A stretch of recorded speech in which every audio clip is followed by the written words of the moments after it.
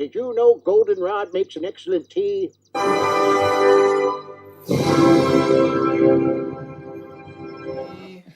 Happy birthday to me.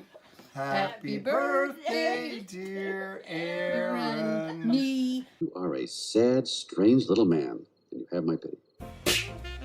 Or what's inside.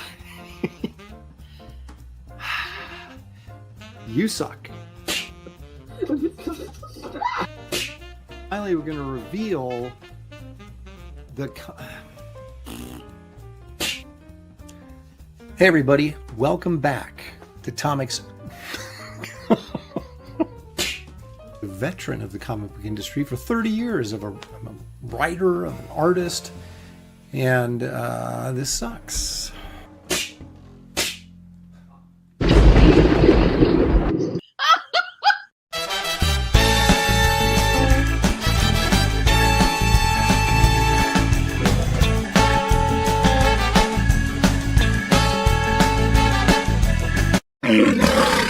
She cooks nothing but chuck wagons, stew, and her name is Minerva. Ouch! She's the flower of the flower. Ouch!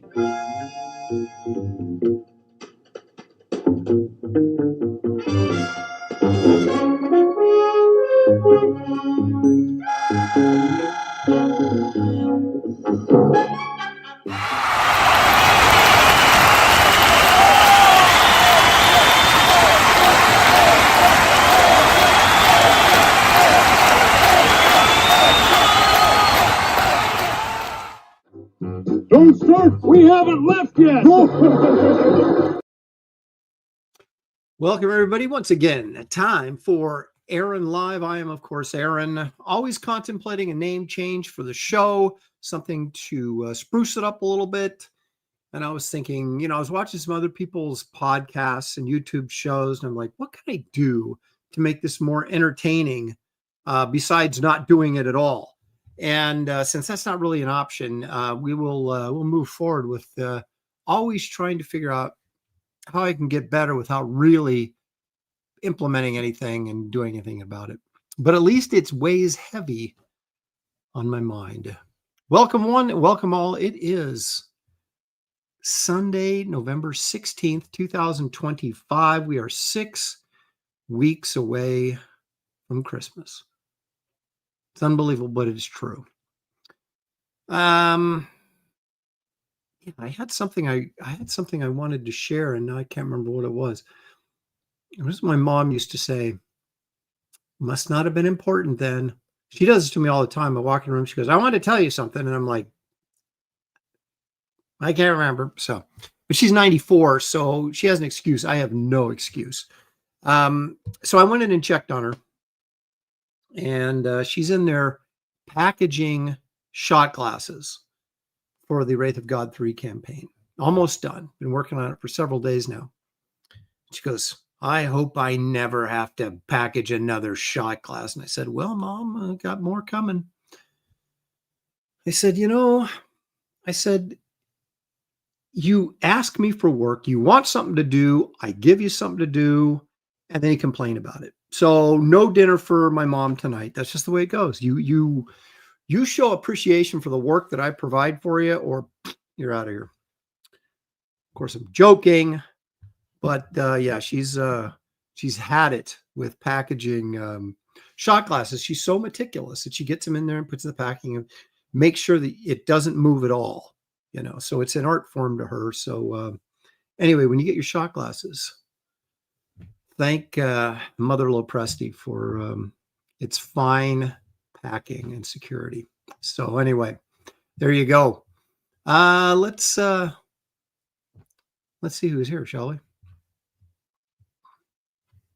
Stealth is here. Now he said that he was here last night when I posted the stream link, or not the link, but the, whatever, on YouTube. And he said, yo, and he says, let's see if it erases again. This time it did not. Sometimes it goes in, and if you're here early, it erases, and then it's, picks up again when someone closer to the start of the show puts something in the chat. But Stealth was here from the very beginning. last night, and it saved his little comment there, 2 of them. So that's pretty nice. Quorum is here. It's always sad when the messages go poof. It is, but like I said, for some reason, this time it did not happen. Past Master Dan is here. NPC Oasis, Creative Faye. She wants to know if it will be a tale of high adventure. It's always tales of high adventure on this show. Matthew Muma is joining us. Randy Howell. Barbarians versus a tribe of Bigfoot. You know, there is this legend. Can a story actually be a legend if there's absolutely no foundation for the story itself, that someone just randomly made it up with it, no, not even a hint of physical evidence? So there's this, I don't remember what year it was, maybe 1830, 1850, something like that. But there's the legendary story of the Bigfoot wars of 1830 something, or whenever it was. But apparently it's the story of this Indian tribe that was attacked by Bigfoots, and you know, they were, women and children were murdered and carried off, and then the warriors got together and they went and attacked this, caught up with this clan of Bigfoots, Bigfoots, and battled them and killed them, right? So there's this huge, like, legendary story, but there's no origin to the story. In other words, some dude made it up, and you put a date to it and everything else, because there's no historical evidence, anything from Indian tribes, anything like that to support this. And yet there it is. So I don't know what the moral of the story is, but once again, more Bigfoot fodder that we're desperate for just an ounce of real evidence, and we just can't find it anywhere. Pantheon is here. There's Stealth X5 again. He has returned. Corey Landis, Cthulhu's alone yet will awaken. Cthulhu is alone yet will awaken. It says, go Huskers. Indeed, I'm double Huskered up here. Actually, I'm tripled. It's like, says my wife, your wife, and it's got like you know, it's like this, you know, supposedly young, attractive, where is it, Husker gal here is your wife, and then the guy who's not a Husker fan gets the symbol from the, you know, women's bathroom or whatever. Why can't I do this? Because it's backwards. That's what I see. So anyway, yeah, I have 3 Husker shirts on. It is cold and rainy in these parts, and Wraith of God beanie available on my website in case your head's getting cold like mine. Let's see here. Leg Kick is here because Leg Kick is almost always here. Glitch from across the pond is joining us. Marcus Killer Group, purveyor of all things pop culture knowledge. He's probably excited. He seems like the type of guy that would be excited that I am giving some time to look at Sal Buscema covers today. We'll get into more of that later. Randy Howell, all the way from Canada, is joining us. Corey Landis says, don't change the name. I'll get confused. I'll get confused. Pity Maw is here. 10-8 Comics is joining us. Headless Bourgeoisie is joining us, of course. Pity Maw says, your mom needs her own tear. She does. You know, I took her to the dentist. She had to get a crown. And first she was like, I'm not going in there and getting a crown. I'm not even going to live long enough. What do I need a crown for? And then and I said, okay, fine. And then she's like, comes back the next day and she goes, what if I do live long time, you know, several more years? I'm going to wish I had that crown. I'm like, whatever you want to do, mother. And so we took her in to get the crown. And the dentist was stunned when my mom told her that she was 94 years old. So now she has a new crown. And I have a dentist appointment tomorrow. I think the 6-month cycle, if there's any dentists in the chat, please forgive me if I offend, but I think the 6-month cycle of getting your teeth cleaned is a scam. Now, I brush my teeth twice a day for long periods of time. I'm, you know, pretty on top of my dental hygiene. So, and I don't have dental insurance. So it's like out of pocket every time I go, and it gets more and more expensive. And they insist on taking x-rays every year. And I'm like, why are you, if I have a problem, say, hey, my tooth hurts, then that to me is like, okay, let's x-ray and see if we can see a crack or something. If I'm in there and I feel fine, why do I have to get it x-rayed? They've never, in the history of my dental experiences, have they ever found anything by these rando x-rays that they force you to take. So anyway, I'm going in after 6 months because they talked me into it. Now I'm regretting it already. But last time I went in, I didn't go in for like 2 years. And they went in, they were stunned at how clean my teeth were. And there wasn't one thing that they said, boy, you shouldn't go that long without coming in here. I mean, they said that, but they had no evidence to support it otherwise.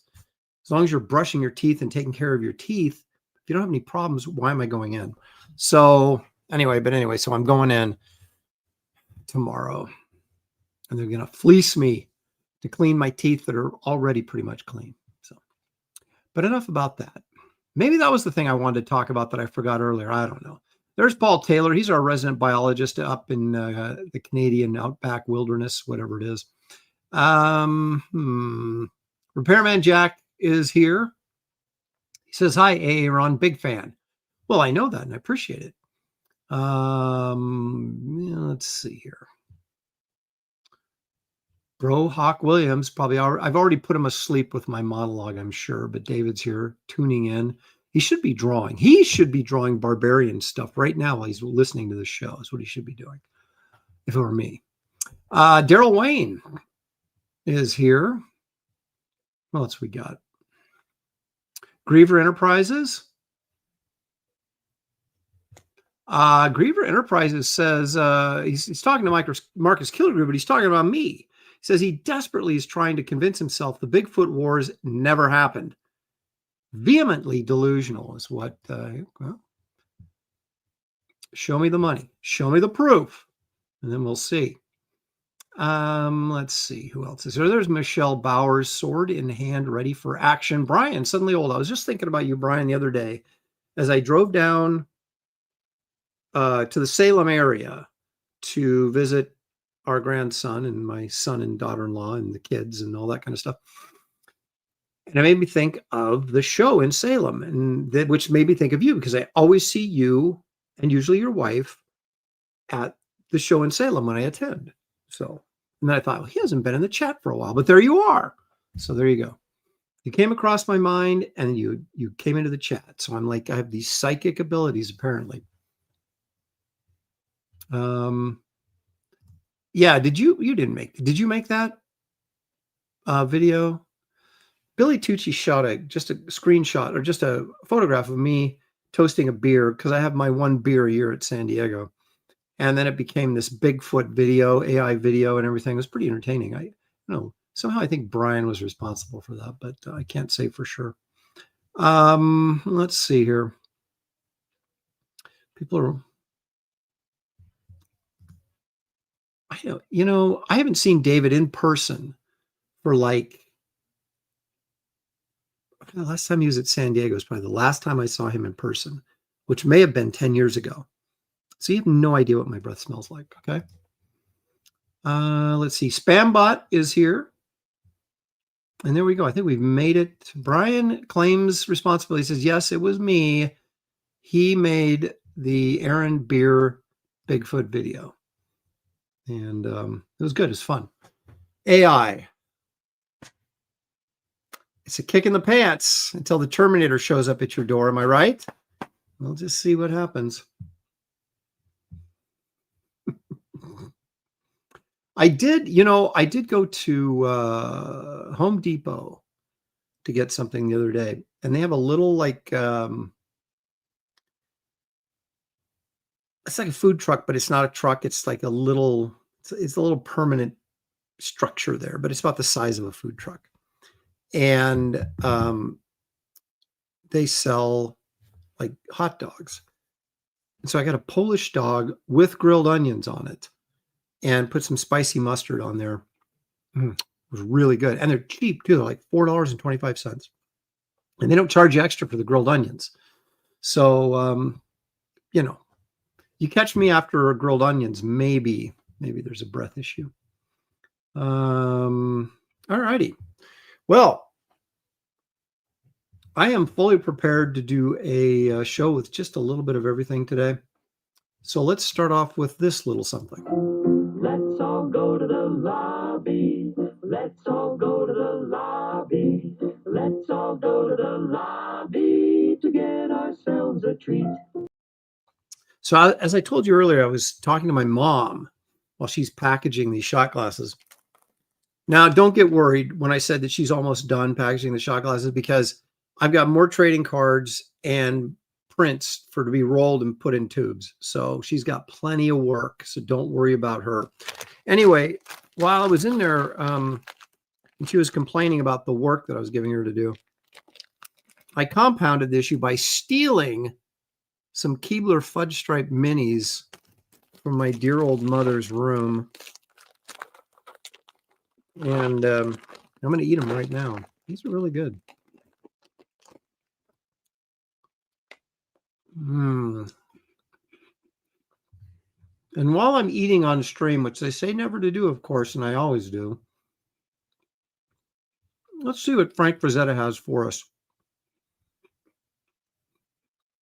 This week, I picked this for one reason, because I'd never seen it before, which stunned me that there's a Frazetta out there that I had not seen. But if I had seen this, I don't remember it. So here you go. Here's a Frazetta that I've never seen before.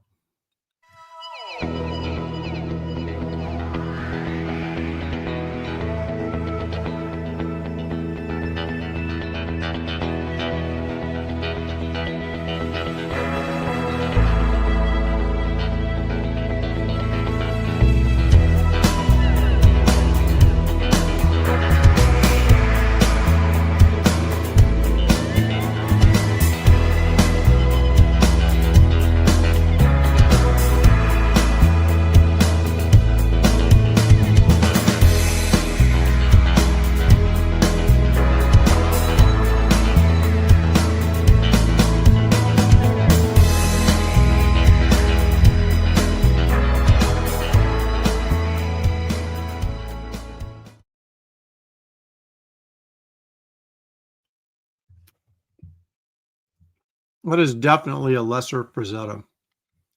In fact, I don't even like it. But because I had never seen it before, I put it up here for you guys to see it, because chances are, if I haven't seen it, you probably haven't seen it. Now, David, of course, is promoting in the chat that Frankenstein was a masterpiece. I find it, I found it to be a very good movie, but I would not classify it as a masterpiece. Maybe simply because Del Toro seems to be always putting these perverse romances in his movies, like, you know, the Shape of Water, and now Elizabeth with the creature, even though it never really goes anywhere. I mean, it does emotionally, but it's just like, makes me uncomfortable, just weird. So maybe that's what's keeping me from saying it's a masterpiece. It's good though. It's good.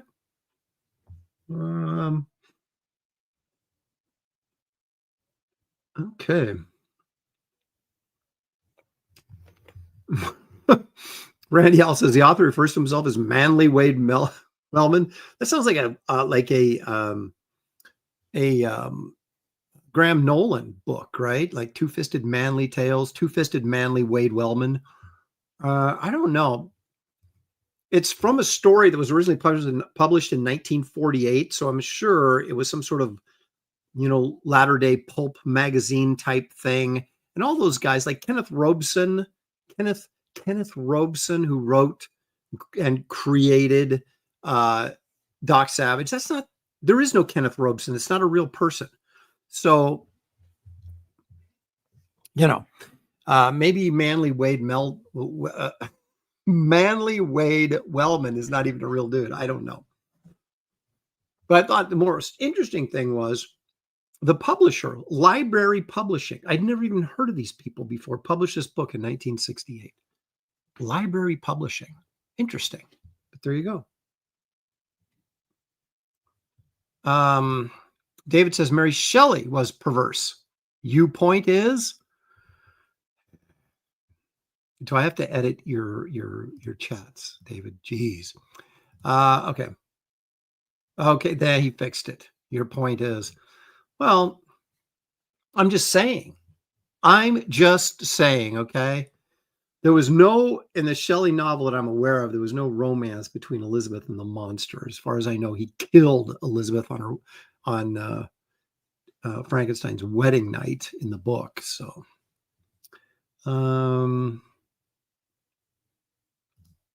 Manly was his real name. Okay, there you go.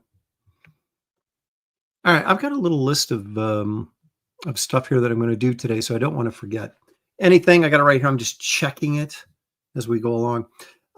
Okay, so I did send out updates for Wraith of God 3. The ship date from the printer is December 2nd, which means that's when it'll ship out to me, which means I probably won't get it for another 4 or 5 days, maybe a week, who knows. The thing about when you get a big delivery, like on a pallet, the delivery people are a pain in the butt, okay? Because, oh, excuse me. Wow. That was pretty rude. Okay. Anyway, they call whenever you're not around to answer. Then you call them back, and then they don't call you back, and then you got to call them back, and then you get like an answering machine, and then because they won't deliver until you schedule a delivery date, and they make it as hard as possible to do that. I mean, last time, oh my gosh, it drove me crazy. And then it's like you have to specify. I want it wheeled up into my garage. Okay. Otherwise, they just dump it on the curb. And it's like, how am I supposed to get this huge pallet full of books up into my garage? So you have to be there when they deliver, because if you're not there, and hold them their feet to the fire and say, hey, wheel that sucker up into my garage. In fact, I have to help them because I have a decline or an incline up into my garage from the street. So I have to get out there and push the thing up with the dude. It's insane. It's insane, I tell you. So anyway, we should be getting it the first week of December at some point, and then I'll start shipping immediately, and then mail right into the Christmas rush mail time. So did not work out well this year for Wraith of God 3 for the shipping dates and everything, but it is what it is. So like I said, everything is ordered, everything is here, everything is packaged. Will be packaged once I get my mom on it, and except for the books. And when they show up, we'll be putting stuff together and shipping them out immediately. I'll get as much done as I can before Christmas, and and then Christmas Eve and Christmas Day, I'll take off because you got to relax a little bit, and then right back on it, and we'll get those books out to you as soon as possible. Marcus Gillis says, I'm lost. Well, what are you going to do? I'm not someone that clearly speaks anything, not even in my mind most of the time. So if you can just make out every other word, you're in pretty good shape. All right. So let's talk a little bit about my next project, which is Barbaric Adventures. Of course, David Williams will be contributing a story, which is a really good story, by the way. And Dan Lawless will be contributing a story also, which I'm not as familiar with his story that he's going to be doing as I am with David's. But I'm sure it'll be amazing. So, and I'm certainly planning on my story being amazing. So, Gary's already finished his pinup for the inside front cover of the magazine, which he'll be contributing. So it's getting put together. We may be pretty far along with this project by the time I launched the campaign in February. So the idea is the turnaround will be quickly. But the bigger question, of course, is what inspired me to do this? And let's go back, take a look down memory lane, if we can, about the stuff that sort of resonated with me as a young child.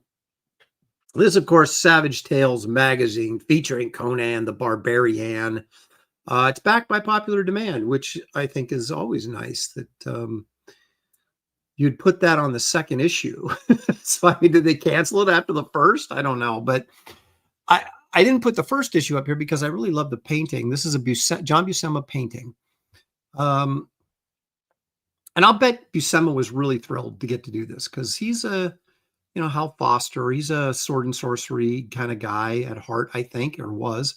And, wasn't really fond of doing superhero books, although he did them quite well. So to get a chance to kind of like be probably what he defined as a real artist, and do some illustration work and some painting on the cover and all for the cover and stuff. So this was really cool. And this is, we had this black and white boom, probably started off with Creepy and Eerie magazine, of course, and Vampirella magazine. But then Marvel jumped in with all sorts of stuff, like first Savage Tales, and then, martial arts magazines. And then there was Rampaging Hulk. If you guys remember that, that was a black and white magazine of just Hulk stories. Warren magazine published a sci-fi black and white magazine called 1984. Or was it 1994? Something like that. And there was just all sci-fi stuff with a slight adult edge to it. All this stuff did not, wasn't by today's standards is PG-13, but by then it was like, woo.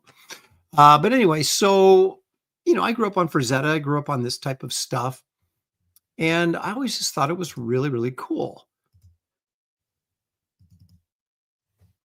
And it wasn't long before Savage Tales got some groovy Neil Adams covers. Look at this one. So you got Conan and Kazar. Some people call him Kazar. I don't. It's Kazar, right? Isn't it Kazar? What issue number is this? This is 4 or 5. I think it's 4. Because I think 5 was the last issue that featured Conan, and then they turned the magazine over to Kazar as the lead.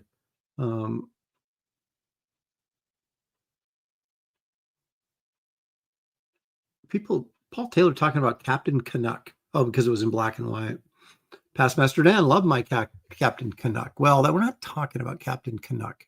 We're talking about these black and white magazines, specifically the barbarian ones, but there was monster ones too, like Monsters Unleashed and Tales of the Zombie.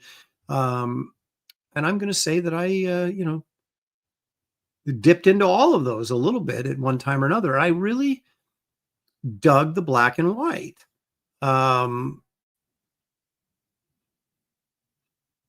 Now, I would say for artistic reasons, I'm sure Marvel did it to be cheaper. I don't know, but it allowed guys to go in and do more detailed work if they chose to. And so it was kind of an artist's magazine, in my opinion, at the time. That's how I grew up looking at these. And some great cover paintings, too. I mean, look at this by Boris Valley Joe, also known as Boris Vallejo, sometimes just known as Boris. He did some really great paintings, and these were the pre-1980s, right? So this is in the 70s. This is probably around 74, I'm guessing. This Boris was kicking butt because even though he used photo reference, he wasn't such a slave to it. You could still feel the drawing because if you look at this pose right here, the neck on Conan and stuff, there's no way he had a model, and he probably was him that modeled for it. And he wasn't, whoever his model was not this thick, and his neck wasn't like this, and his chin wasn't jutting out like that. So he took a photo and enhanced it, and this is the period of time that I just think Boris was just kicking butt. I loved his stuff. But then in the 80s, he just began literally just tracing photographs onto the board with very few adjustments. And this stuff just got really stiff and boring, in my opinion. This has energy. It's alive, movement. The painting technique is fantastic. Of course, his painting technique has always been great, but the dog. Every Sunday, like clockwork. So, dang it.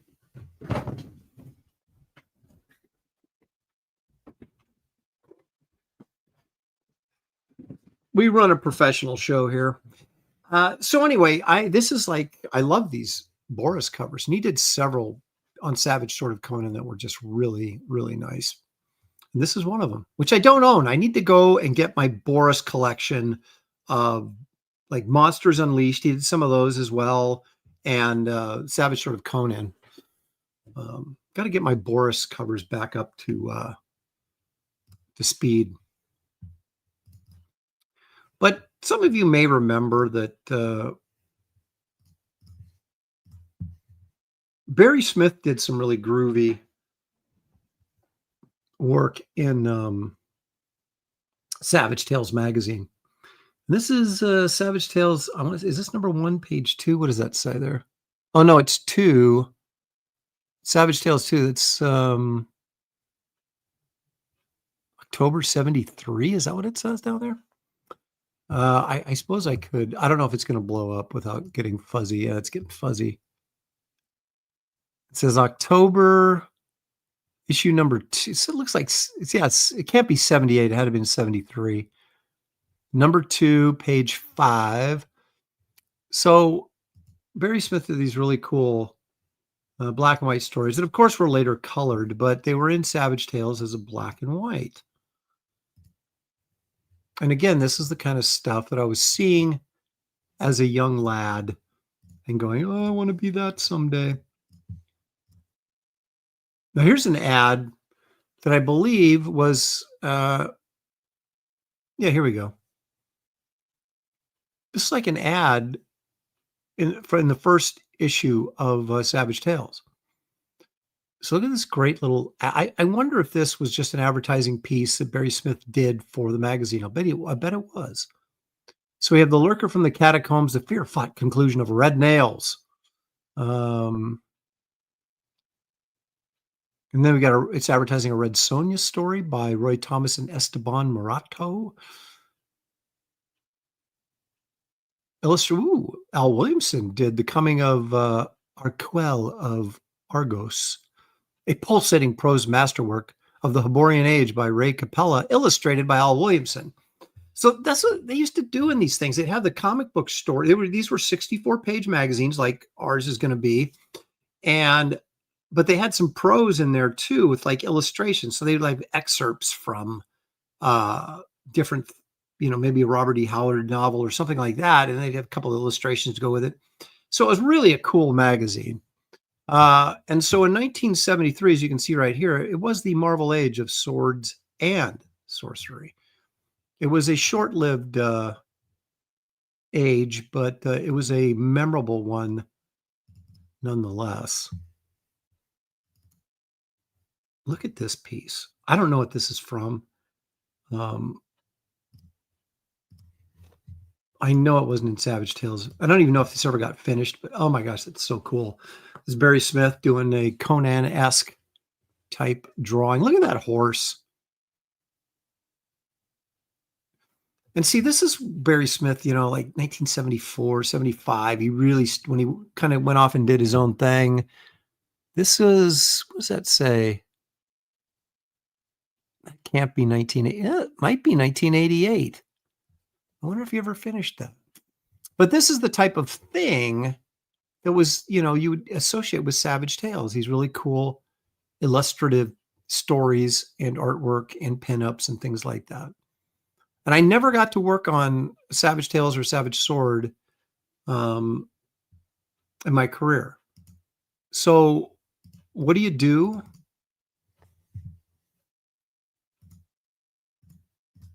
When you start crowdfunding, you do what you want to do, and you start marking off things off your bucket list.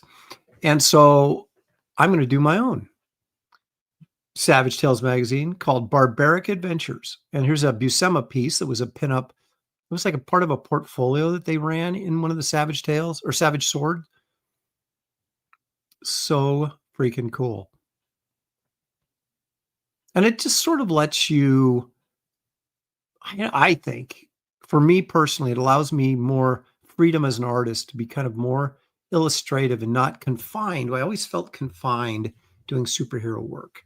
And this type of stuff, I feel free and liberated as an artist. And so I'm really excited for this project. And so anyway, those are some of the images from yesteryear that sort of pushed me along this line. So I showed this on Graybeard's. Oh, Judas Priest. Hang on. Professional all the way through and through. I thought I had everything together, but okay. So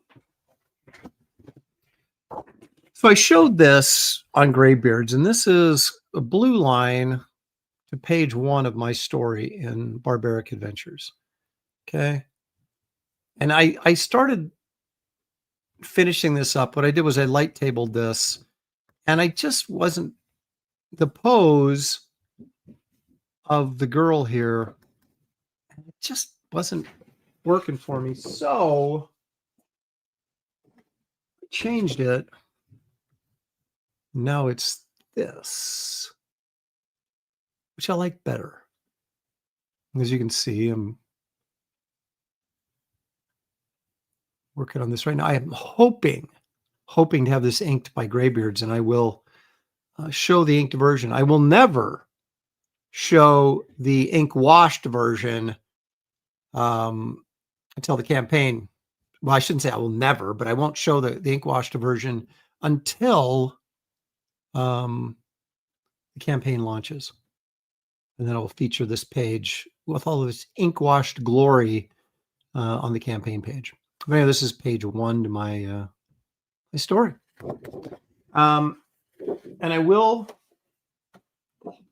include these vines and stuff as the frame around the page. Barry Smith did this on a little short story in Savage Tales, where it was just like he had this, basically a hedge of leaves that went all the way around the interior artwork. And I would never do a hedge. That's a lot of work. But I will do some vines and leaves and stuff. So this is going to be fun. This is going to be a really good magazine. And I think you're going to get everybody's best, because Dan, David, and myself, neither one of us want to get embarrassed by the other guy. So we're really going to bring it, and it should be exciting. Paul Taylor for 10. Thank you, Paul. Hail, Aaron and chat. I'm curious, Aaron, how much more does it cost to color a book rather than leave it in a raw, unfinished black and white form? Depends on a couple of things. It depends on who's coloring it, right? And how many pages. Okay, so if you're going 64 pages, you're looking at close to $9,000 to pay someone to color it, and then your printing cost doubles. So yeah. So there is that, but that's not the reason I'm not doing this in color. I'm doing it because it's a throwback to Savage Tales. And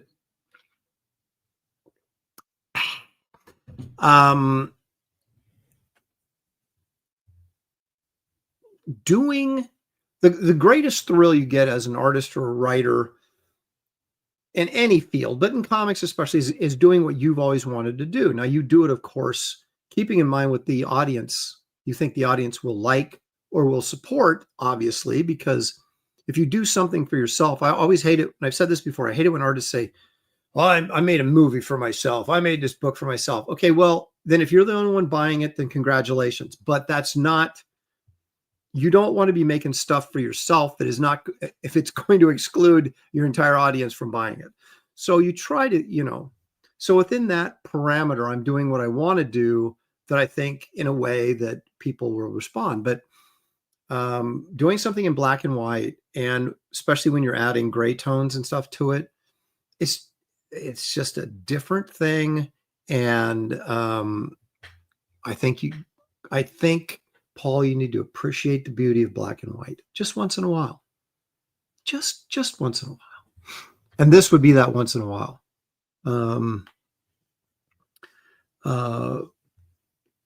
Yeah, I pay my colorists pretty good. And,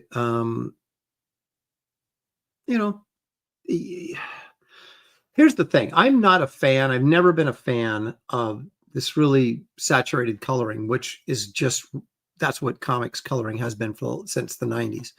And I've never been a fan of it. So I'll get pages back from things and I'll go, but I know you guys like it. And so therefore that's why I allow it to be done, rather because I would almost go in and do flat coloring. Like Kelsey did. Remember Kelsey? Kelsey colored Kit Carter, and it was glorified flat coloring, and I really liked it. But I understand that people really, the fan base these days appreciates the more exquisite, layered, rich coloring. So I just kind of I hire guys that do that well and let them do their thing. I always let my artists do their thing, and without interference, because I figure if you hire someone, it's because you expect them to do something, and you trust enough in their skills to do it, or you wouldn't hire them. So, and sometimes I let guys hang themselves, and other times I am elated with the results. So that's just the way I operate. And because trying to get someone to change what they're doing is trying to get them to do something they're not comfortable doing. They're going to give you what they do best, and you either like it or you don't. And if you don't like it, I don't use them. If I do like it, I use them. It's that simple.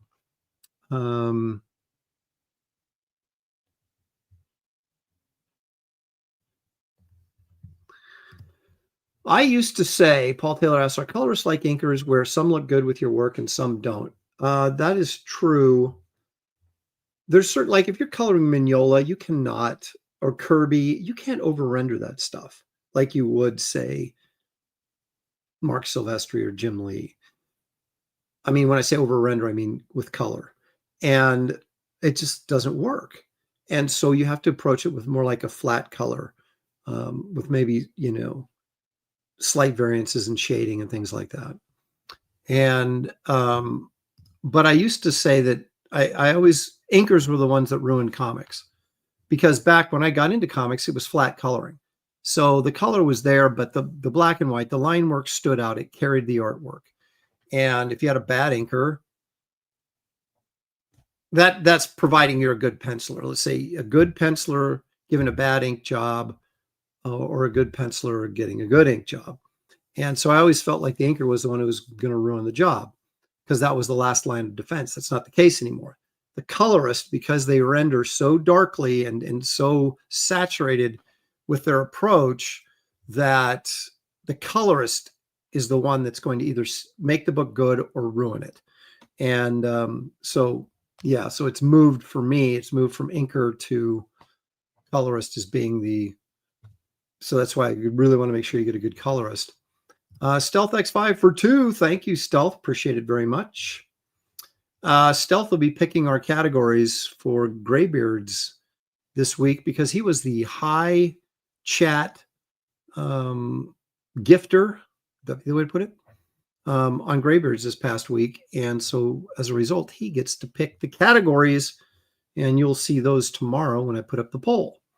So thank you, Stealth, for being a regular supporter and contributor of this channel. All right. So anyway, enough about ripping on other artists. But yeah, so there you have it. That's Barbaric Tales. That's what's going to happen. That's going to be 8.5 by 11 color covers. We're going to have 4 all painted covers. Probably not as good as Boris, but we'll see. We'll see how they turn out.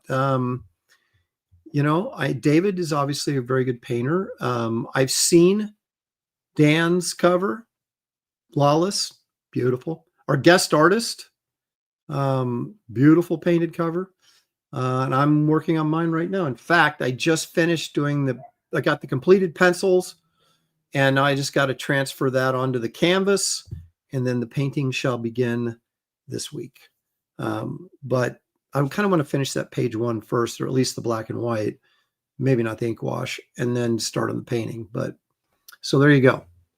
Barbaric Adventures, folks. Obviously, I will keep you up to date as we get closer and closer to that major launch in February. Okay. Well, just because I've been working hard on drawn comics doesn't mean that I haven't bought something.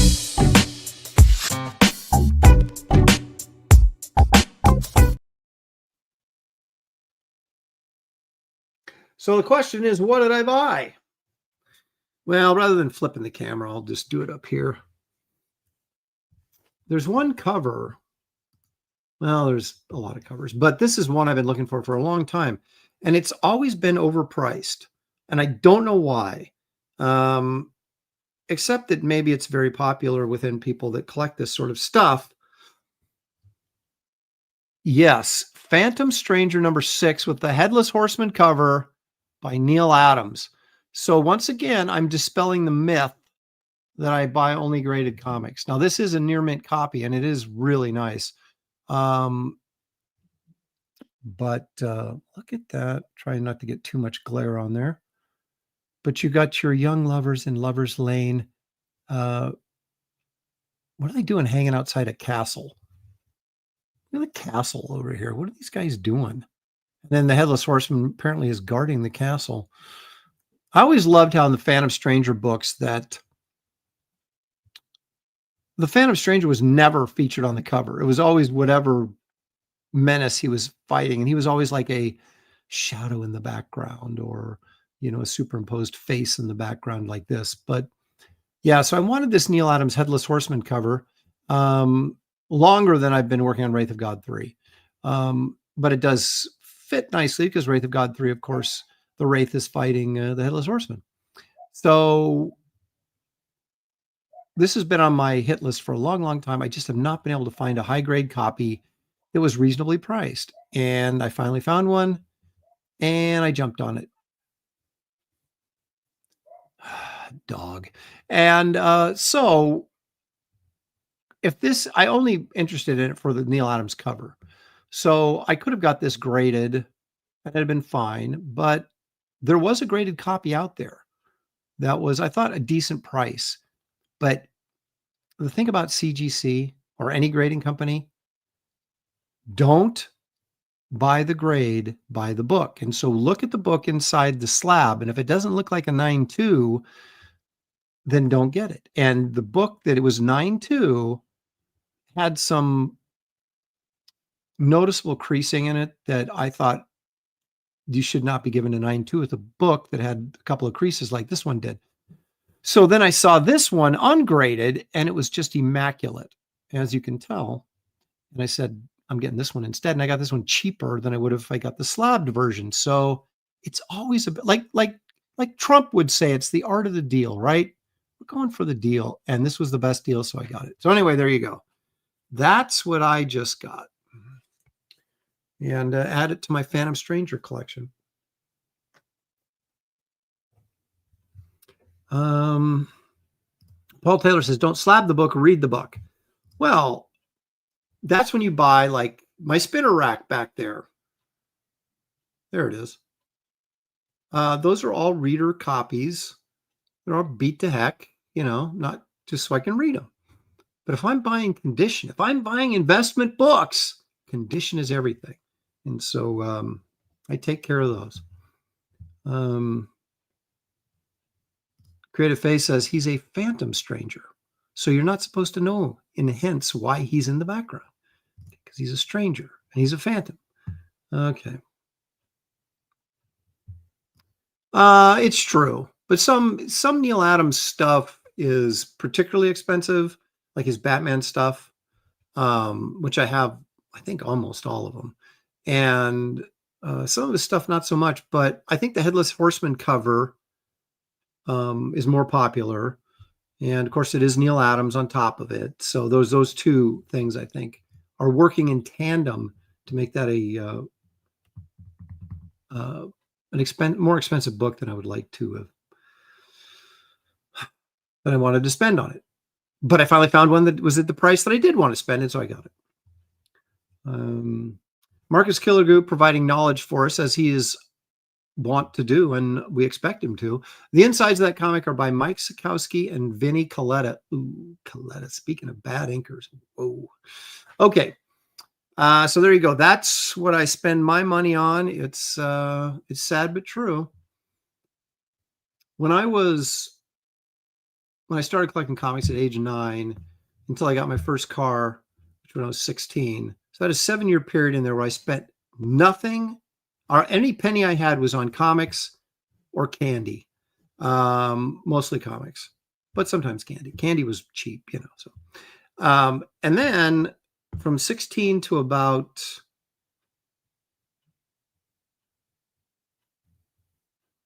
until my kids were old enough to pay for their own stuff. I bought comics, but not crazy. Now I'm back to spending all my money on comics again. Socks, underwear, clothing. I let my wife get that for me for Christmas or something, but I'm spending my money on comics, folks. It's just how I am. Speaking of comics, which we are, let's take a look and see what Sal Buscema has to offer us today.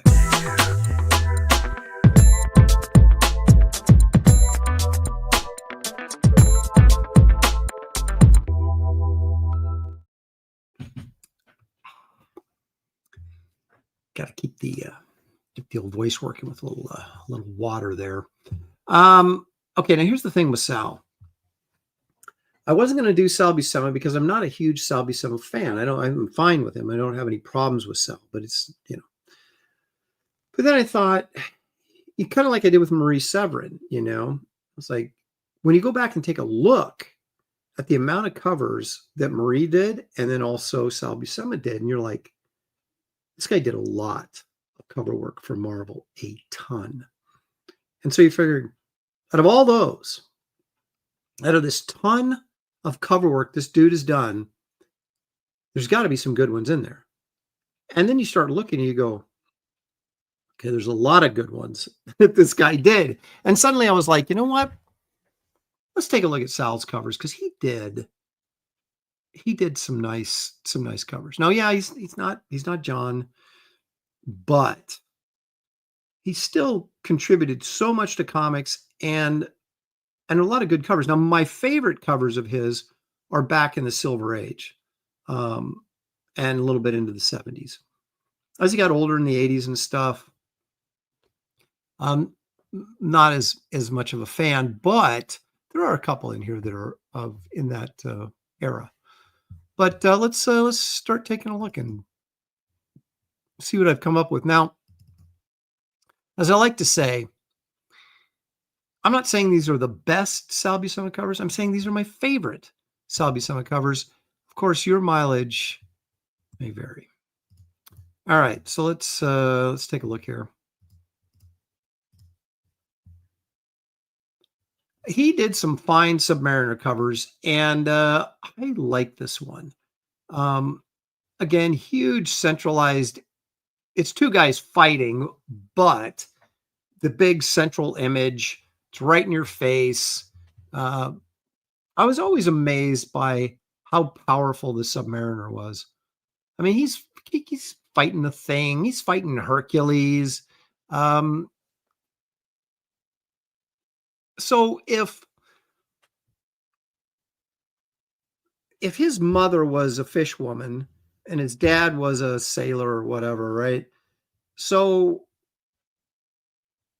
are we to assume that fish people are like super strong, or is he like some sort of genetic mutant because the combination of the two created this super being?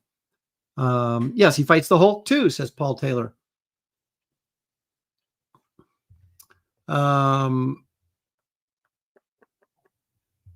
Yeah, it's a Greek wrestling cover. It's a very manly cover. I'm doing a lot of quotations today for some reason.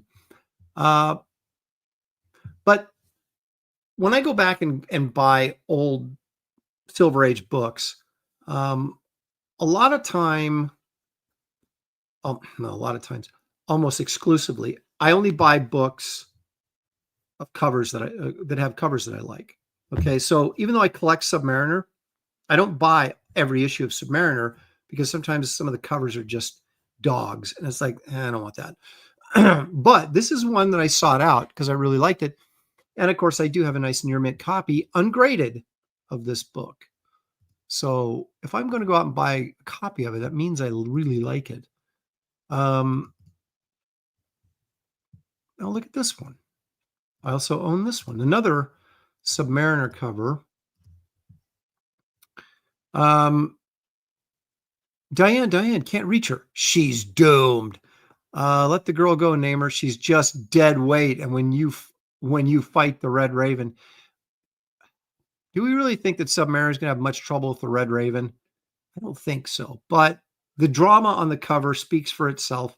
Again, two big centralized images to grab your attention, even though it is the Red Raven. I just think the figure work is really nice on this.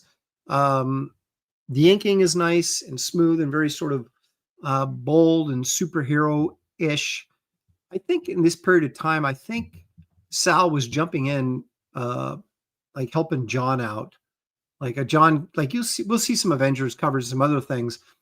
And his style, you can tell in the faces. That's how you can really tell these guys apart. And usually John's drawings have more depth and weight to them, and flat, and Sal's tend to be a little flatter. But these covers back then are kind of ones you double take and go, did John do that or did Sal do that? And so they were closer together, and that's why I prefer these older ones. This is another 15 center, so this probably would have been a 69. What issue is this? 26. That has been 1970 then, probably. 10-8 Comics says, I believe Namer flips the bird in that one. Could be. Seems reasonable. Now, here's another one. Now, this one is a good cover. It's not a great cover, but I did pick it because it's an important cover. That is because this is technically the first appearance of the Defenders, which, being a collector, I had to have. I like the Defenders too. So this is like a team up of the Hulk, the Silver Surfer, and Submariner. Now, of course, the Defenders, when they actually got their own title, it was Doctor Strange, the Hulk and Submariner, and Silver Surfer joined later. And when I say he joined, I mean, I don't know that he really ever joined the Defenders. I think he just sort of occasionally appeared in. Randy Howell with a little Golden Age knowledge here. He says, Red Raven Comics #1 in 1940 became Human Torch with issue #2. I know Red Raven #1. I also know Human Torch #1, but it says it's Human Torch #2, but #1 in parentheses, because it's the first issue of the Human Torch, but it's the second issue of what was Red Raven and then became Human Torch. And my understanding is the reason they did that was because every time they started a new series for mail order purposes, they had to, how did this go now? They had to buy a new, I can't remember what it's called, but for the postal service. So what they would do is, like, especially in the 60s, they would go like, Journey into Mystery became Thor. Instead of keeping Journey into Mystery going on and then starting Thor in his own book, they would it would become Journey into Mystery became Thor. And that way they never had to change the postal thing, whatever the postal thing was. That was like not really good information because I'm vaguely remembering it and I can't remember the details. So I should have just kept my mouth shut.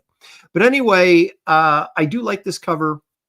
Come on, you got the Hulk, Silver Surfer, and Submariner. What would have been better is if one of these guys, if they had a little more depth, like these two guys are essentially the same size, the Hulk and Submariner. If the Hulk had been bigger, closer in the foreground, or maybe the Submariner, although he's really going off the page as it is right here. You had more room to make this Hulk bigger and would give it a little bit more depth, I think. But again, I still like it, and it is a very important cover, as it is the first appearance, technically, of the Defenders. Now, this, there's no explaining this, but this is one of my favorite Sal Buscema covers, and I can't even justify and explain why. But yeah, there it is. It's the Man Bull. You've been a thorn in my side long enough, Masked Man. This day you die. If that horn head connects with this one, let me try that again. If that horn head connects, this one is finished. Again,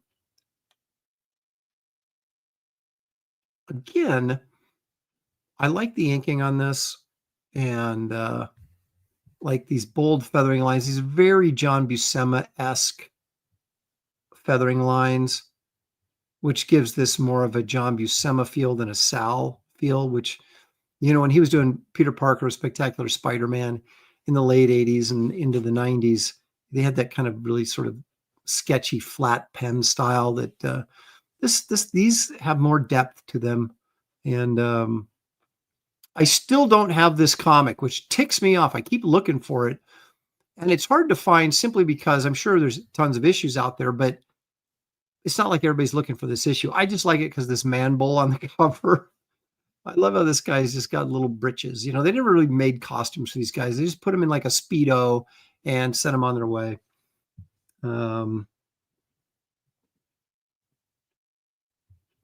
So Marcus is saying that Sal penciled and inked this himself. Well, Sal was a terrific inker. And John, said that Sal was one of his favorite inkers. But I mean, what's he going to say? It's his brother. But I thought he did a really nice job over John. And so he's clearly channeling John in this this early work. I really like these. Ooh, this is tiny. Oh, well. Now, if you can tell me what's special about this issue, you win nothing but my congratulations.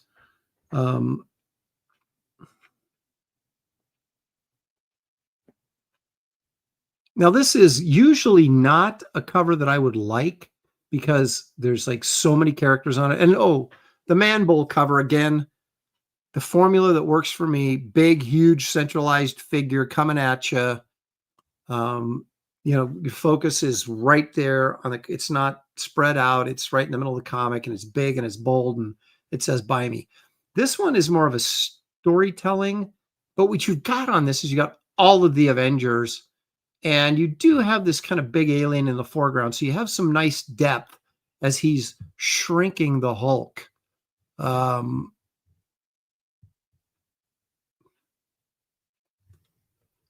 Randy Howell wins the no prize. Harlan Ellison story in here. Yeah, how about that? We all know my adventures with Harlan. Marcus Gilliger says this is also inked by Sal. This is Avengers number 88.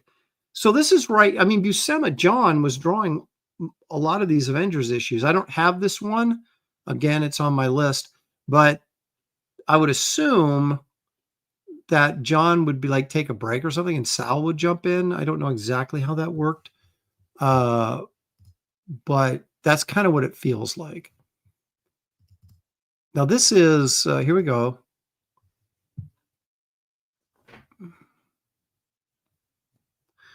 When I first saw this, I thought this was a John cover, but you can look at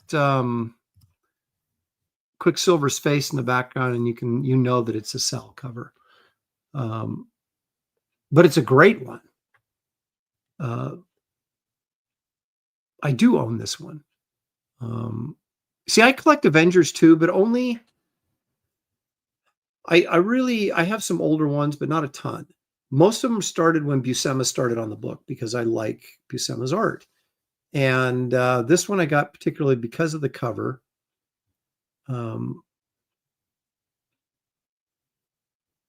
Yes, I have a near mint copy of this.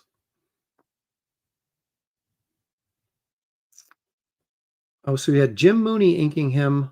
Sal had, according to Marcus, Sal was inked by Jim Mooney on Avengers 88. That was the last cover we just looked at. And here we go, 89. So 2 covers right in a row make my favorite list. How about that on Avengers? But again, big, huge. I mean, these guys, Marvel really, Buscema, Kirby, and even Sal. I don't know how much of this was editorial and how much of it was the artist bringing something to the table. John Romita as well. Those guys really knew how to create a cover that made you want to buy the book. And this is freaking awesome. I mean, it's like, I wouldn't be an Avengers collector and I'd still buy this comic just because it looked cool. And I always liked Captain Marvel too, this version of the Jim Starlin version of Captain Marvel. I guess Gil Kane designed that costume, didn't he? But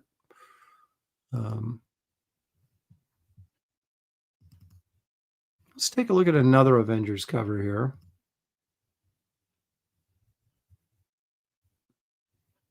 Paul Taylor. This would have been around where Quicksilver left in disgust because his sister was dating Vision. See, that's that kind of Del Toro perverse romance stuff that I'm talking about. His chick falls in love with a machine. Come on, man, as Joe Biden might say. Okay, here we go. I don't have this one. I don't think I have. Maybe I do have this one. I love this cover, though. I love just because it's, all the Avengers facing off with the this Squadron Sinister. And what's interesting, there's Nighthawk, who later joined became a regular in the Defenders.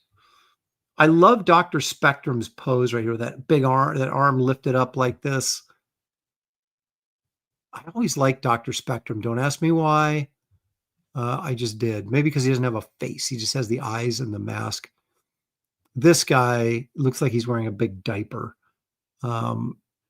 And I don't know who this dude is, but Thor's going to crush him.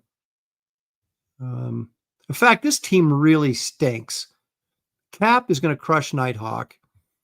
Iron Man, well, Dr. Spectrum has this sort of like light spectrum thing in his hand that he uses to shoot rays out of. So he's formidable enough for Iron Man to keep him busy. Thor's going to crush this dude. Okay, this is like, what's this guy's name? Hyperion, thank you. He's probably super strong, right? So maybe he kicks Goliath's butt. I don't know, but he needs to get out of those diapers though and get some pants on or something. Paul Taylor, the Wizard. That's not the Wizard.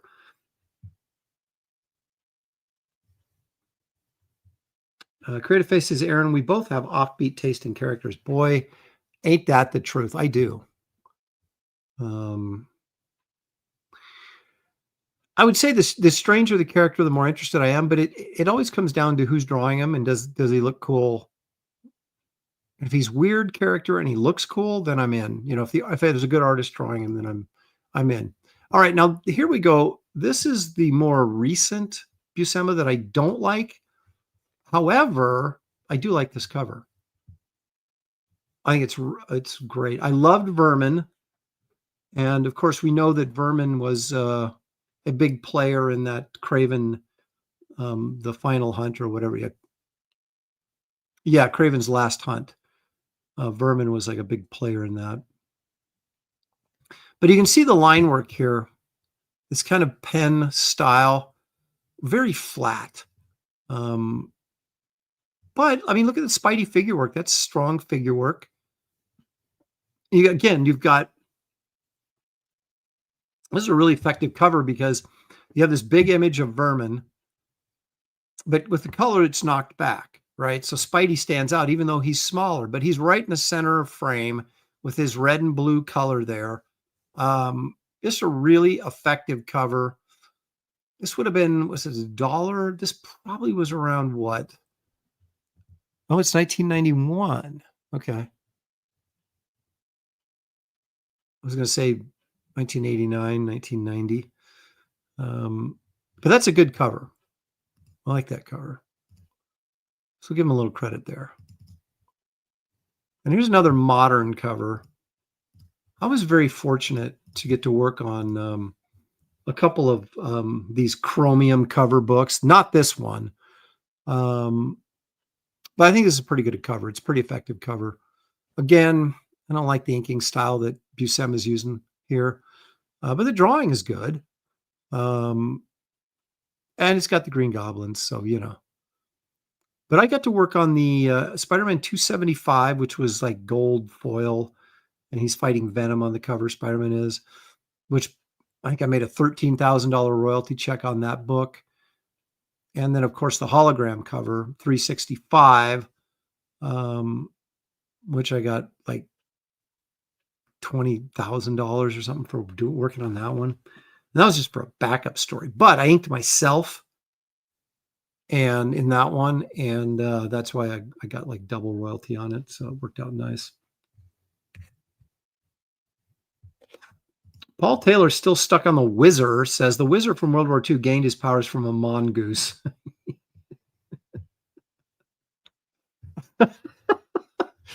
Oh, that's quality right there, folks. All righty. See, I do have quite a few Sal covers here, so he's getting his props today. He deserves it. Defenders #1. Again, I don't think this is a brilliant cover, but it's on my list because I really like the Defenders. It's a Marvel box cover, so this is 1972. It's the first issue of the Defenders, which I own in near mint, not slabbed, of course. And so this is here more because of its prominence, its importance, I guess. But there's just a lot of stuff I like. I like the little, and again, this has nothing to do with Sal Buscema, but I like the 3 little heads up here. There's a Ditko. That is probably a Trimpy Hulk. And I don't know. That might be a Sal Buscema head right there of Submariner. I kind of like Doctor Strange here. This would have worked a little bit better if that leg had been out wider. I think it'd be a little bit more dynamic, but I just like I just like, if this wasn't a box cover, I probably wouldn't have picked it. But because it is, and it is the first issue of Defenders, it's on the list. I love this. Love this series, especially whenever a Zemnu the Living Titan appeared. That's when you knew you're getting a quality comic. All right, let's go back to 1976, I think. Correct me if I'm wrong. When this came out, and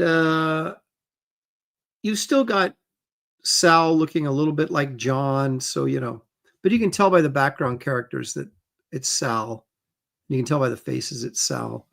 When this came out, I was like, oh my gosh, a new Spider-Man comic. This is going to be worth a fortune. Like, Amazing Experiment. So I bought, like, the lady at the 7-Eleven where I was getting my comics. She'd always let me go look through the comics when they came in before she put them on the rack so I could get them like in pristine condition. And I tried to buy every single copy she had. She goes, you can't buy all of those. You got to leave some for somebody else. So I think they had 6 copies and I bought 4 of them. She let me buy 4 of them. And they never are worth anything. I mean, they're worth maybe $100 now in near mint. So I had like 4 of them. I think I've, over the years, traded them away. I think I still just have 1 left now. But yeah, it's worth a shot. But yeah, so this is the second Spider-Man title. Actually, the third, if you count Marvel Team Up. Marvel Team Up would have been the second. This is the second series that actually had Spider-Man in the title as part of the title. So Peter Parker, the Spectacular Spider-Man. I was just like, and back then I didn't know this stuff was coming out. I had, I guess we'd see ads in the buyer's guide and stuff, but I didn't know. So I'd go to the store and this was there and I'm like, I'm buying them all. So, because they were like 30 cents, I think.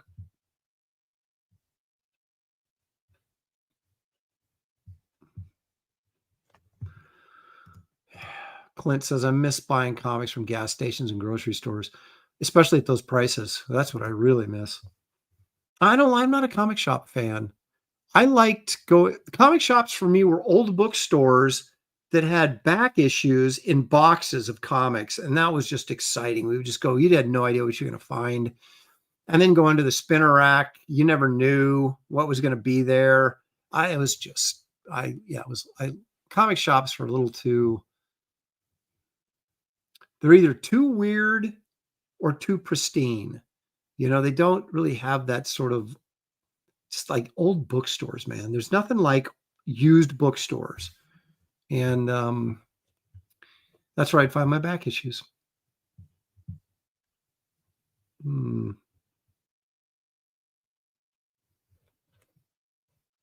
Paul Taylor says the first Spidey book I ever bought had the tarantula in it, Punisher 2. That would probably have been Spider-Man 135.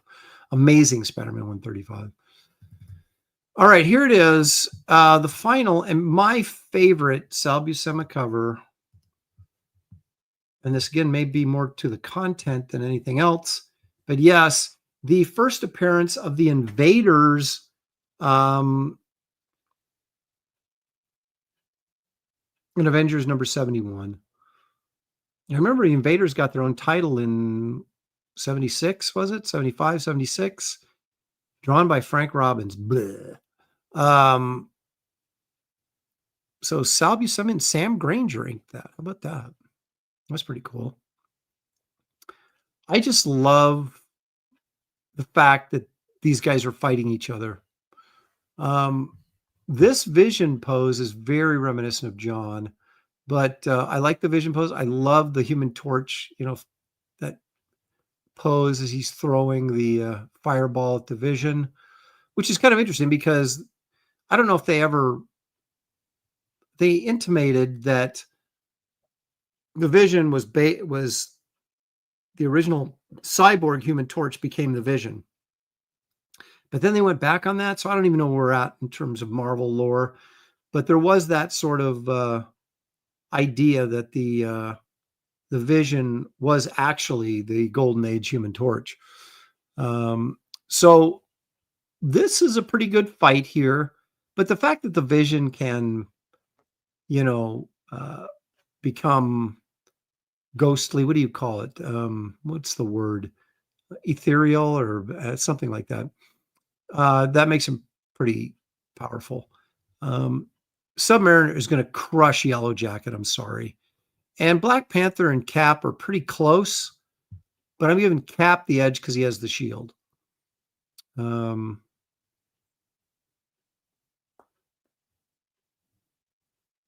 So I'm guessing that Human Torch probably loses to the Vision. The Submariner kicks his butt. Captain America kicks his butt. So you've got the Vision of the modern Avengers left to fight Cap and Submariner. A battle for the ages. I haven't read this in a long time, so I can't remember how this turned out, but I love this cover. People are intangible, transparent. It's not the word I'm looking for. I don't know. There's like a really fancy word for it, but okay. There are my favorite Sal Buscema covers. Most of them from yesteryear, a long time ago. All right, I've got to straighten this out here because we're going to take a look. We started this last week, and we're going to wrap it up this week. I'm going to make sure I don't damage any of the art or comics I piled over here. But let's dig not too deeply into my file.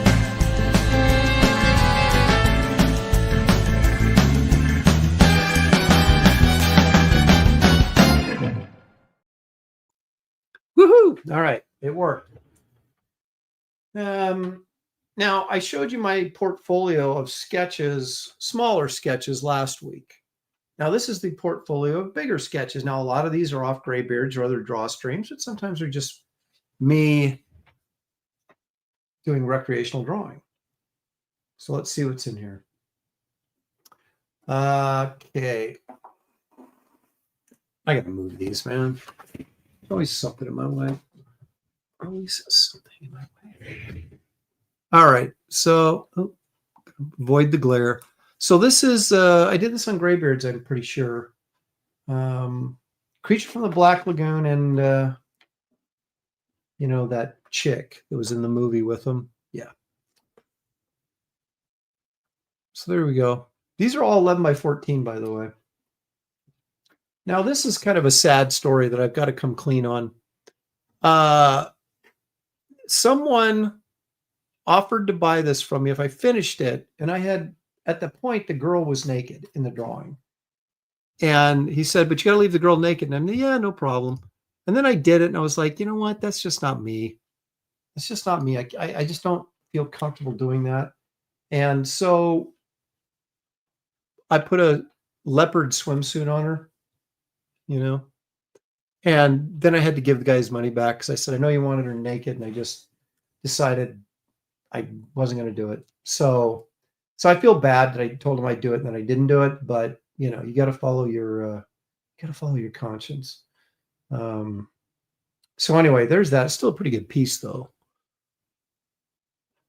And then we remember this from Graybeards many, many moons ago. That's the Emir from 20 Million Miles to Earth. This is when the show used to run a little bit longer than we do now. Sometimes we go for like 3 hours because we had to get the, you know, if we were painting something, which I did here. Although I probably didn't finish it on the show anyway. But this is kind of fun. I love the Emir. In fact, I have an action figure of him. There's Megan from Excalibur and MODOK. I honestly do not remember this on Graybeards. I don't know why I put MODOK in there, but there he is. And you got to love it. This Super Scroll was a first place winner on Comicsgate Kings. Good fun. This we were doing 50s robots, sci-fi robots, I think, on Graybeards. So that was kind of fun. And then if you remember, we had Dan Brereton on. Occasionally we do have guests on Graybeards when we can actually get them to come on. Dan, of course, was promoting Nocturnal's book, so he was more than happy to come on and promote his book, and we all drew Nocturnals. And I think he's using this actually in his book. So that's that ghost chick. What's her name? Kodachrome? No, not Kodachrome. Chrome, something chrome in it. Polychrome. Yeah.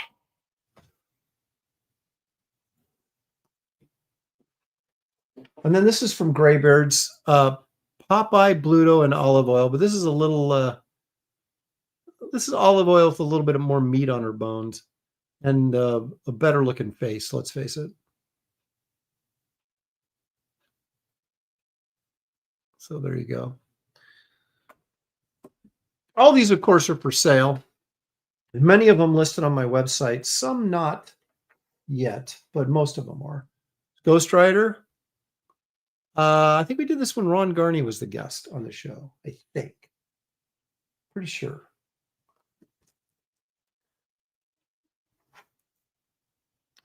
Jaguar God for Zeta's character. Right there. I did that just for fun. Surprised I still have it. Man, I drew that back in 2023, but yet there it is. I really like that piece. But there it is. Black Canary from Graybeards, I think. This is actually a cheaper one at $175. Lord Pumpkin. Now this happened because someone commissioned me to do a Lord Pumpkin, and I did this, and I thought, I just wasn't feeling it. I mean, I think it's a good piece, don't get me wrong, but I did a different piece for him for his commission. And then this one ended up in the book. So there you go. Lord Pumpkin from Sludge Days, the Ultraverse days. This is when we did Sienkiewicz Day on Graybeards. There was a lot of finger painting going on. This was a lot of fun. Just wild. Getting crazy. This was the Shrank. We did a Stranko tribute issue. This is the Grave Digger from Tower of Shadows. which Stranko designed, I believe. Some Bugs Bunny action. Went full color on this one. It's Bugs Bunny and Mr. Hyde from the, what was the name of that cartoon? Hide and Seek, something like that. We did a Star Trek episode. So I got the Mugatu, and then that witchy lady that was in the episode. She's like, ooh. This is one of the better pieces I've done. I did this on very clean inking on this Heck Boy sketch from Graybeards. This is a nice one.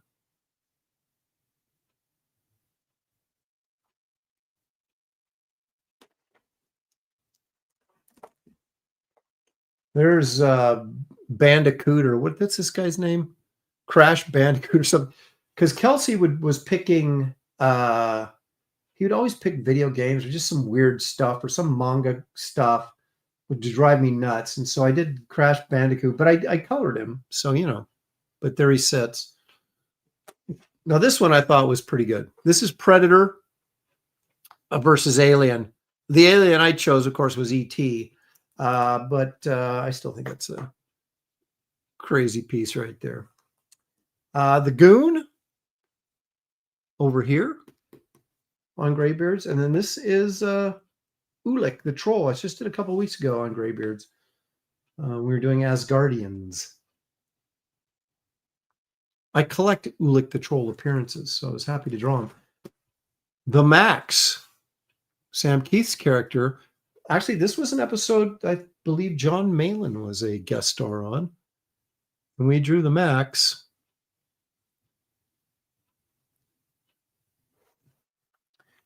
And then this has to be, I don't know how we ended up with this. This is, I think, is David Williams' fault that we ended up with Street Fighter or something. And so I ended up doing the chick with the thunder thighs. I can't remember her name. But anyway, there she is for $175. This is one of my favorite pieces. I think we did this, obviously, Christmas episode last year. No, it's in 2025, so I must have done it this year. This is a Yeti versus Santa Claus. And I love this piece. I don't even know why I'm selling it. But anyway. And then Wonder Girl, or not Wonder Girl, yeah. Her 70s Teen Titans outfit. Was it Wonder Girl? Was he? It's Deanna Troy or Donna Troy, right? And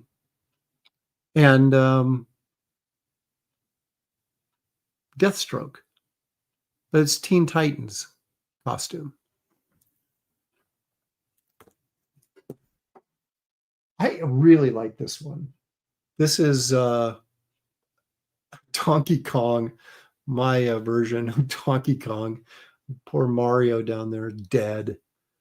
And I thought the girl in it was in a bikini, but she's actually in like a dress or something, isn't she? So I kind of blew that. But anyway, so it's my version of Donkey Kong. I mean, I know it's ridiculous, but I love that piece for whatever reason.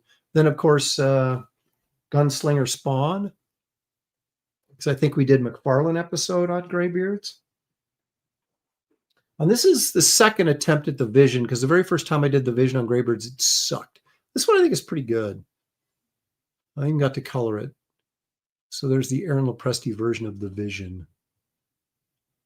And then a Ms. Marvel. I have no idea when I did this, why I did this, or how I did it. But there it is. I clearly did it. So that's in here too. Ms. Marvel, of course, I drew that book for a couple of years at Marvel. And then finally, most recently, Skeletor. Yeah, baby. Just did that last week. David Williams telling me he's too thin. He needs to be bulkier. And I was like, whatever, man. So there you go. So those are all the sketches that I have done on Graybeards and other places that I still have in my portfolio. Many available. Well, all of them are available. Most of them are on my website. A couple might not be. So if you're interested in something and you can't find it on my website, just email me directly and see what I can do for you. And Dino Palazzo says, David Williams is right. He's too skinny. Whatever.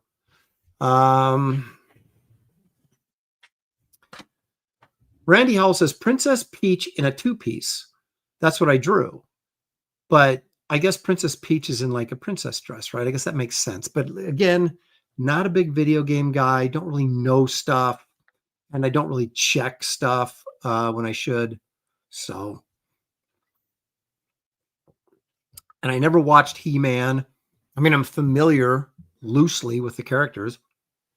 I know that Frank Langella played Skeletor in the movie, which has a great movie poster by Drew Struzan. My understanding is the movie maybe not as good as the movie poster, but yeah, Iodine, there it is. Look at that.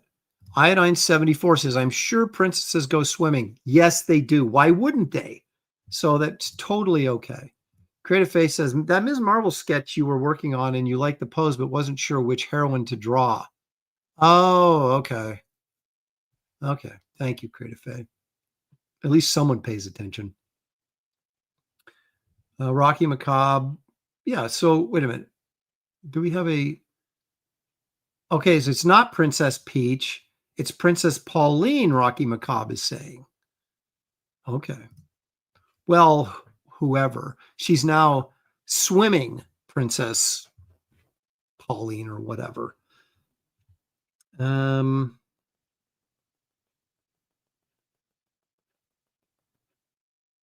righty, here we go. Eric P says, I disagree on Skeletor. The 200X version had him with that build.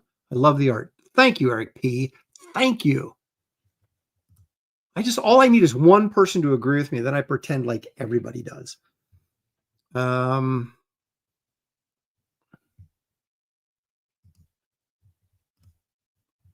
on a second. Spaceman says, no cannonballs so far today. I'm bummed. Don't ever question my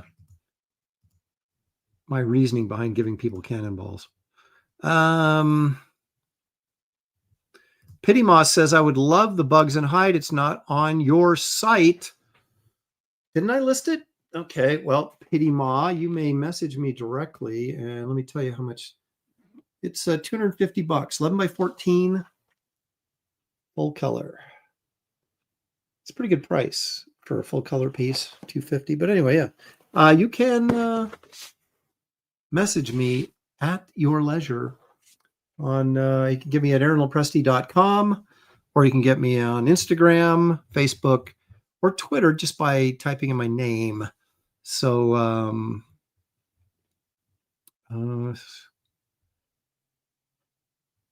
okay. Spaceman says, yes, thank you, Aaron. Well, I do what I can.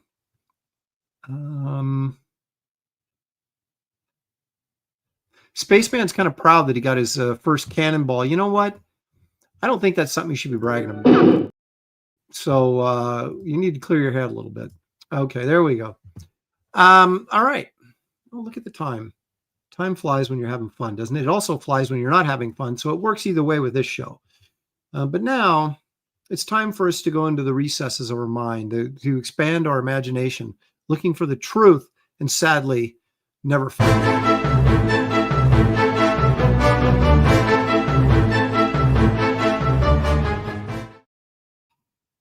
Okay.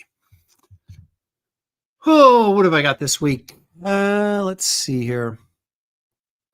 I'm going to start with this. I can't even hide my disdain for this one. So we're going to start with that one, and maybe things will get better. But again, I shouldn't. You guys need to tell me what you think. Don't let me sway you. I'm cynical, you tell me, what do you think?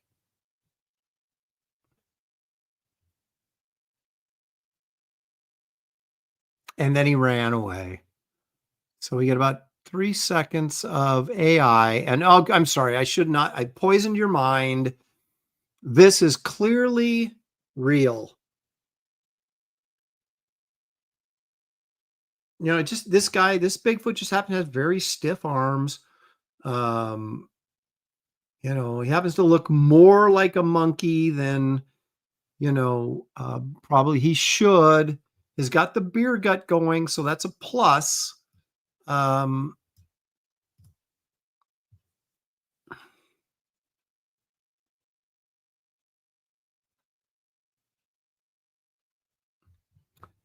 Duck Bacon is a real outdoorsman.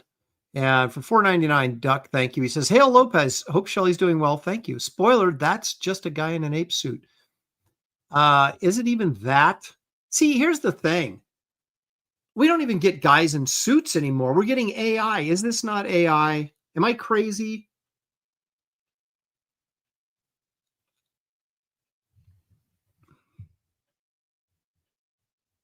Spambot, his head slid onto his shoulder. I'm going to look a little bit closer now that you said that.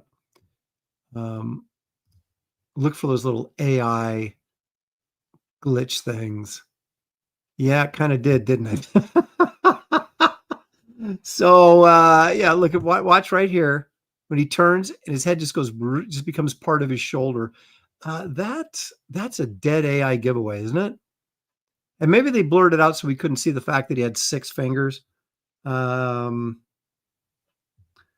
Bacon says even fakers are getting lazy with their faking. It's too easy to fake. Back in the good old days, just a couple years ago, if you made a Bigfoot video, it took a little bit of time and effort. Now we just get this slop. Come on, man.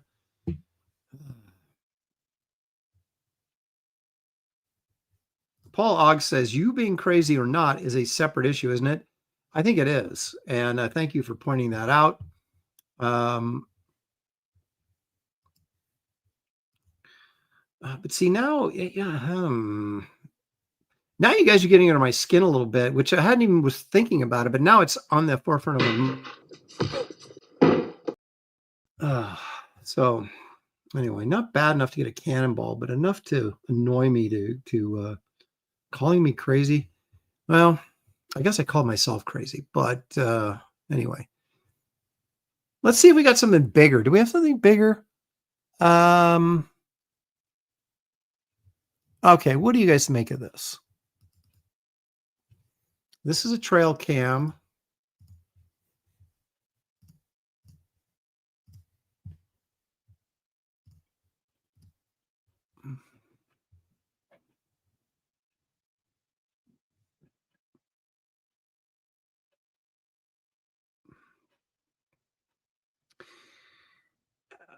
I can't help but feel that, although I think it looks pretty good, especially when they flip to the inside of the hand, it looks pretty good, but are they doing a hand puppet show in front of the camera? I mean, why? I don't know. It seems stagey to me. Although I think from what we're able to see, which isn't much because it's so washed out, but the hand looks pretty rough and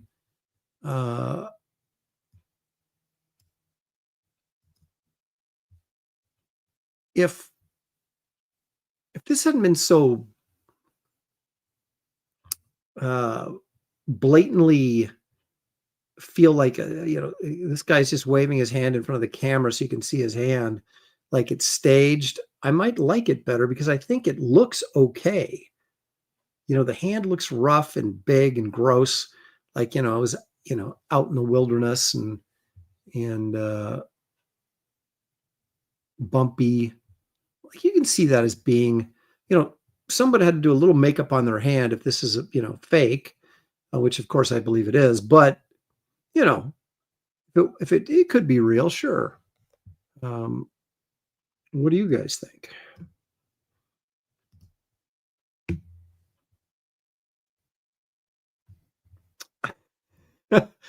Hot Mr. Cyan says, hands down, worst Bigfoot evidence ever. Harry Palmer, not to be confused with Harry Potter. Cryptid U. Spaceman says, staged. No, I don't think so. Duck Bacon, Harry Palms. I don't know what he's getting at there. Paul Taylor says, so a hand is there. How is that Bigfoot? Well, it's true, but it's a gross looking hairy hand. So we're going to assume. Brian Suddenly Old says that's a costume glove. Okay. Duck Bacon wants to know how his hand got on camera like that. He doesn't remember doing that.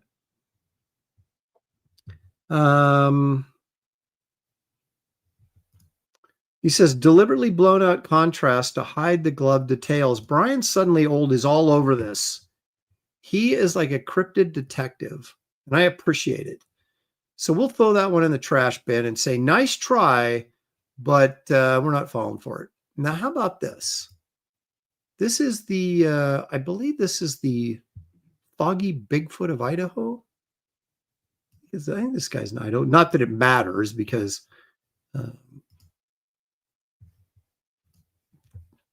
they often don't tell us where they're at. And even if they did, we have no way of knowing or proving it. So here's Foggy Bigfoot.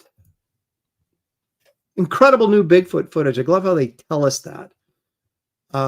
It's walking. He's got short little legs. Now there's actually a pretty decent. Oh, there's a guy selling his stuff right in the middle of the video. We had to get an ad. Okay, so like right here, like that's actually kind of an interesting shot right there that we don't really get. Right there. You know, like he's doing something other than just waddling, but then they cut away so fast that we don't really get it. So we get this instead. I mean, come on. So again, the guy is like gaslighting me, like trying to tell me I'm not seeing what I'm seeing. This is incredible Bigfoot evidence. Look at how, you know, and you're just like, oh my gosh, are you kidding me? Look how he's walking. Nobody walks like that, not even Bigfoot. But that shot right there, that's the good shot, and we didn't get it. And then there's this guy. This guy's apparently a chef, and he's selling a nonstick pan. What I've discovered about nonstick pans is that there's no such thing. They make them look like they, you know, they slide around like and as soon as you buy one and put an egg in it, it sticks to it. And it's like, and it's ruined within a week because you're sitting there taking a spatula to scrape it off the non-stick surface. That's Sam Talbot there. He's a cookbook author and Top Chef finalist. I don't know what that means. He's all tatted up. I do know that. Okay, so I don't know what to think of this. This isn't a dude in a costume. It could be really some more bad AI.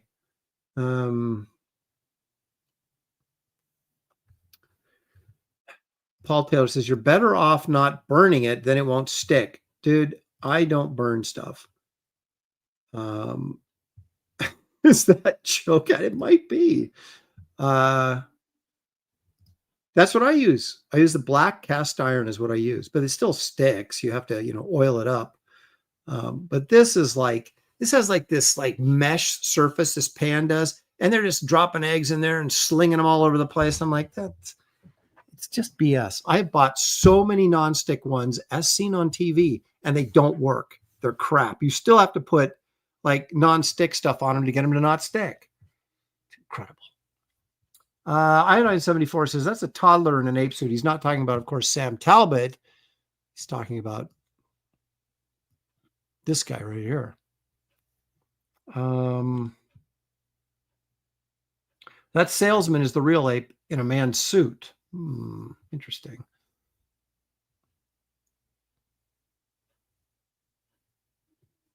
Iodine 74 agrees. A 2-year-old walks like that. I agree.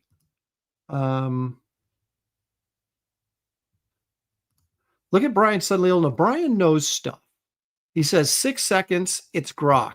So in other words, that's how we can find AI. I mean, obviously you can tell by looking 99% of the time, but also the length, right? Because don't you have to like pay if you want to make longer videos or whatever, you have to pay like a monthly fee, and it's like not cheap, like a couple $100 or something is what I heard. But if you're just using the one for free, it's like 3 seconds or 6 seconds or whatever. So let's see, how long is this? It's 1, 2, 3, 4, 5. Yep. Interesting. It's just bad. It's bad all the way around. Don't tell me I'm looking at real footage when I'm not. That's what they do. They try to convince you this is real, and you go, "Are you not seeing what I'm seeing?" Of course, people that do Bigfoot channels, they actually believe in Bigfoot.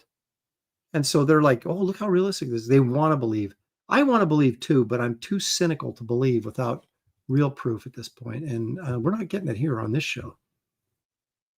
Iodine 74 said, "Not a toddler, it's a little person." Let's be clear on that.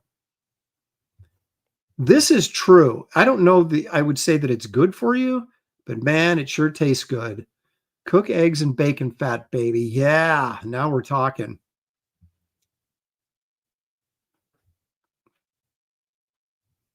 Oh my gosh. Vespa guy, that's terrible. So I'm guessing that the divorce didn't go well for you. Looks like my ex-wife going for a walk. She really let herself go after the divorce. I remember having to shave her weekly. Wow. Hot Mr. Cyan says, that looks like Coco the gorilla walking home from the bar. Maybe. Okay, so here we go. But here's their clearest shot of Bigfoot or something. And I actually think this might be real. The question is, what is it? And you can decide this, because maybe I'm wrong. Take a look.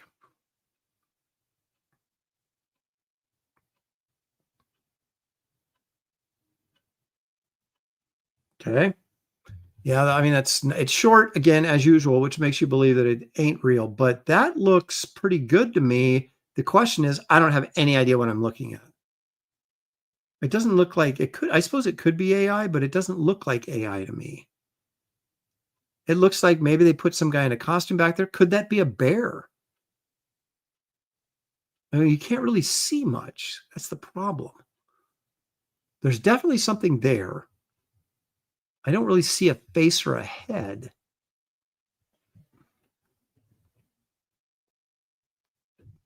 But it looks, let's take a look at this again. It looks like it's about the same quality as, I mean, it looks like it's in the environment. But the fact that it's so short once again, and they cut away, makes me believe that it's, a guy in a costume or something, because obviously if you get too good of a look at it, it's going to give it away. But for what I'm seeing here,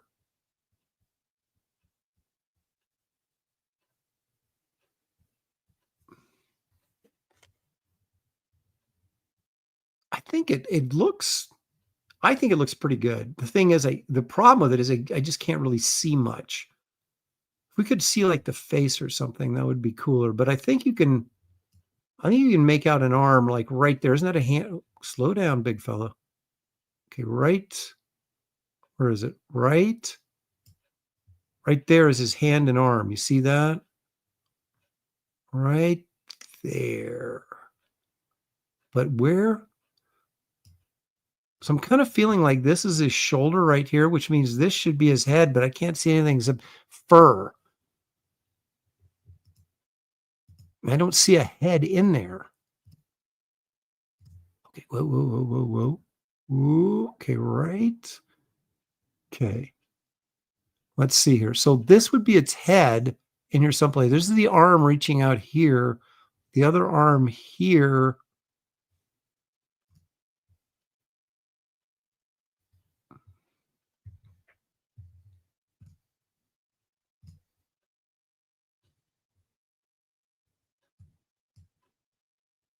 Okay. Go away. It's not going. What did I do to it? Oh, it doesn't matter. We'll just do it like this. Okay, so hang on. So is this the head here? And we're getting a side view right there. Is that maybe what we're seeing? And it bends down. The arm swings around right there.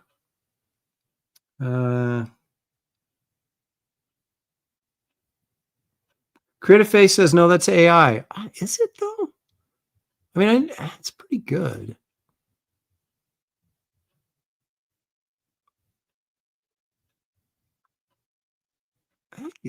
know. My problem with it is it doesn't have a head. So maybe it is AI, but I mean, it doesn't have a face. It's just like fur. I'm not looking for an eye or something. I don't see anything except just a mass where its head should be. Vespa Guy says the headless horsefoot, the crossover we never knew we needed. Yes.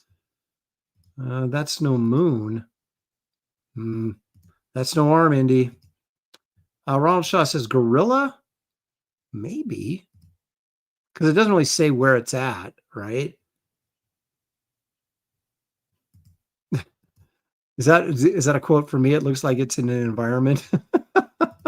I mean, it looks like it's part of the environment, right? It doesn't look like it's been like stuck in there. It's not like blurry and fuzzy. And it seems to be like in the same focus that the rest of the surrounding environment is.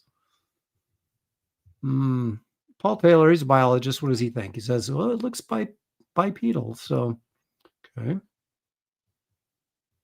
Now, Brian Suddenly Old is going to offer up this explanation for us. He says, Bigfoot's hair has an optical disruption field around it. That's why it's never captured properly on film, and their smell can disrupt memory receptors. See, that explains a lot.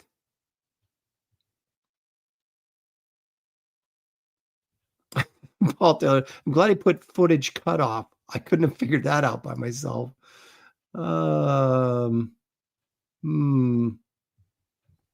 Okay. Yeah, Wraith 4 is going to be the headless Bigfoot. You know, when you read Wraith of God 3, which will be soon, you folks in Canada, unfortunately, will probably be the last ones to get yours, the overseas one, because it takes forever. At least it won't be a postal strike. Fingers crossed. But there is, you know, it says what the next issue is going to be entitled. So that'll give you a clue of what's coming next. But I'm not going to tell you here. I'll have you read the book. And then when you get to the end, you can go, oh. Paul Taylor says, the aliens wipe your memory like they did in the $6 Million Man. That's true. So you can't remember.